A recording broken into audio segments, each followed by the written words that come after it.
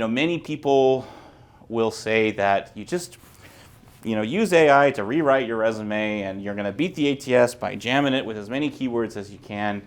And there is something to writing a resume that's understandable, but it's a human. It's a human that's going to read your materials. At some point, some human has to look at it. She's probably very busy. I talk about Sarah from HR in a lot of my talks. She has 200 resumes to review before lunch. She's not an expert in your field. She really wants to hire someone terrific for this, but the main thing she wants to do is not get yelled at the hiring manager by putting forward someone who's like a complete waste of his time in the interview. And we're writing our resume for her. It should be simple. It should be easy to read. It should be a joy to read. And I've got a template y'all can use that sort of is written for a human to read and digest. And in my experience, that's a much better approach to a resume writing than anything which is more complicated than that. A resume, like we talked about, you have the fit hypotheses. You may have multiple drafts. I don't think you need to rewrite your resume for every single job, and if you are, it may be telling you that you're in that type 2 approach where you're just applying for everything that you can.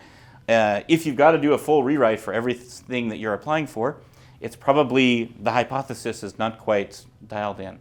So you might have a couple different resume drafts, 3 different drafts, but you won't need one for every single application. And you're going to use the framing, the language and the direction of it that's informed by your fact-finding. It's informed by what you learned from your networking. And then finally, people talk about what goes on a resume. We talked a lot about narratives and stories, right? We want to tell a story with the doc, with the materials. And the story is, I'm an incredibly strong fit for this job, right? My whole career has led me to this moment, and you should hire me. And so each bullet sort of tells a story as well. So it doesn't always need a metric, but metrics are good because they are easy to understand. $1 million, if I put, I saved my company $1 million, you can visualize a pile of money. You can see in your mind, what $1 million looks like. It feels like it's powerful, not because the number really means anything, but for its storytelling ability.